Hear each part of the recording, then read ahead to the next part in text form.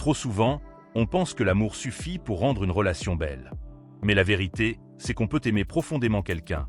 Et pourtant, le blesser chaque jour avec nos mots, nos silences, nos gestes mal choisis. Ce n'est pas parce qu'on est méchant.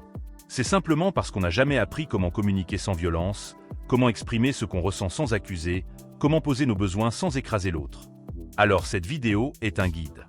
Un guide pour tous ceux qui aiment, mais qui veulent apprendre à aimer mieux. Pour ceux qui en ont assez des disputes, des malentendus, des blessures inutiles. Voici cette manière simple mais puissante de parler sans heurter, d'écouter sans juger, de réagir sans détruire. Parce que la paix dans le couple commence par la manière dont on se parle. Première manière, parle de toi, pas de l'autre. La première règle pour désamorcer une dispute ou éviter une blessure, c'est de changer la façon dont on formule nos frustrations. La majorité des conflits explosent parce qu'on attaque l'autre avec des accusations. Tu m'ignores, tu fais toujours ça, tu ne m'aimes plus. Ces phrases déclenchent automatiquement un réflexe de défense. La personne en face se braque, se justifie ou contre-attaque. Mais si tu prends une seconde pour transformer ton message, tout peut changer. Dis plutôt « Je me sens seul quand tu ne me regardes pas quand je parle » ou « Je me sens invisible quand tu ne me réponds pas ». Tu ne parles plus de ce que l'autre fait de mal. Tu parles de ce que toi, tu ressens. Et là, la magie opère. Parce qu'au lieu d'un reproche, c'est une main tendue. Tu invites l'autre à t'écouter, pas à se défendre. Cette technique, tirée de la communication non violente, est peut-être la plus puissante de toutes. Deuxième manière, écoute pour comprendre, pas pour répondre. Dans la majorité des conversations tendues, on n'écoute pas pour comprendre. On écoute pour répondre. On écoute pour avoir le dernier mot, pour se défendre, pour trouver la faille. Et c'est là que la relation se brise peu à peu. Parce que l'autre sent qu'il n'est pas entendu. Il se sent seul, incompris, rejeté. Pourtant, une vraie écoute, une écoute silencieuse, respectueuse, sans interruption, peut réparer des blessures profondes. Écouter, ce n'est pas seulement entendre. C'est se taire avec bienveillance, c'est accueillir l'émotion de l'autre, même si elle nous dérange. Même si on n'est pas d'accord. Même si ça pique. Prendre le temps de vraiment écouter quelqu'un, c'est lui dire sans mots « Tu comptes pour moi. Ta douleur compte. Tes mots ont de la valeur. » Et parfois, tu n'as même pas besoin de répondre. Ton silence aimant, ton regard présent, suffisent à apaiser. Écouter, c'est aimer activement. Troisième manière, exprime ton besoin, pas ton exigence. Dans un couple, il y a des attentes. C'est naturel.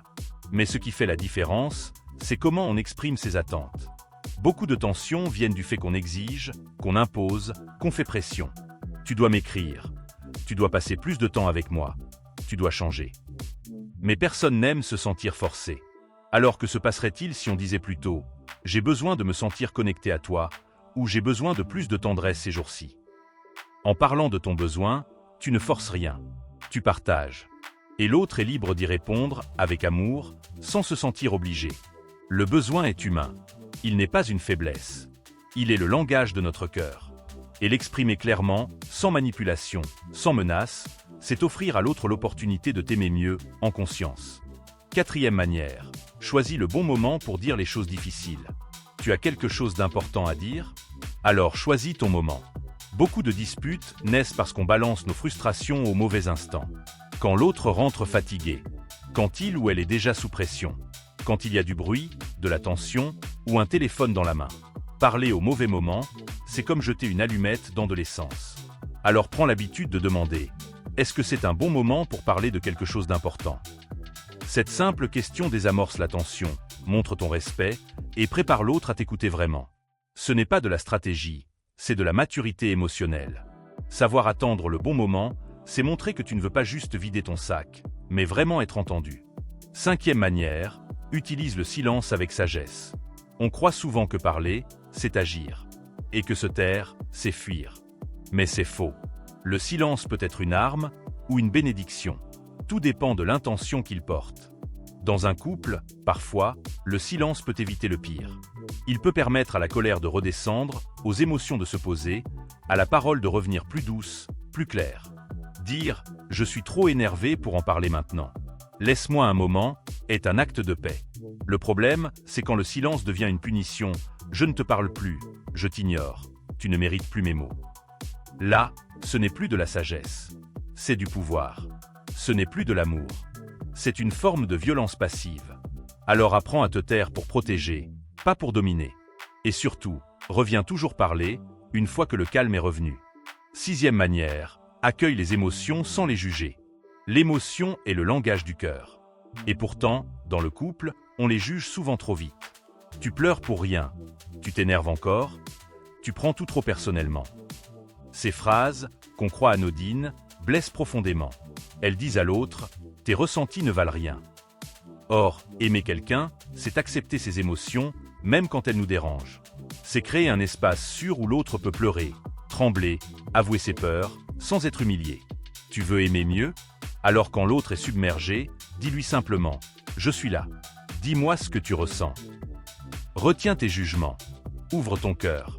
Parce que les émotions, quand elles sont accueillies, deviennent des ponts.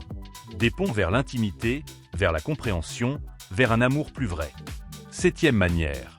Transforme les conflits en opportunités de croissance. Un conflit, ce n'est pas un échec. C'est une alarme. C'est un moment où quelque chose en toi ou en l'autre réclame de l'attention. Au lieu de le fuir ou de le vivre comme une guerre, essaie de le voir comme une porte. Une porte vers plus de clarté, plus d'écoute, plus de maturité. Pose cette question magique après chaque tension. Qu'est-ce que cette dispute veut nous montrer? Peut-être un besoin négligé, une vieille blessure, un déséquilibre. Et là, tu n'es plus dans le combat. Tu es dans la co-construction. Tu ne veux pas gagner. Tu veux grandir. Et quand deux personnes choisissent de faire de chaque tension une occasion d'évolution, alors leur couple devient invincible. Aimer sans blesser, c'est possible. Mais ce n'est pas automatique. C'est un art et une discipline. Un chemin.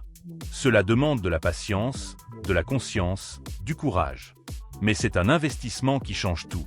Parce qu'un couple où l'on peut parler sans peur, écouter sans juger, pleurer sans honte, c'est un couple qui guérit, qui grandit, qui dure. Alors choisis tes mots comme on choisit un cadeau, avec soin, avec amour, avec attention. Et rappelle-toi toujours ceci, ce n'est pas ce que tu dis qui détruit, c'est comment tu le dis. Et inversement, ce n'est pas ce que tu dis qui sauve, c'est la manière dont tu fais sentir l'autre quand tu le dis.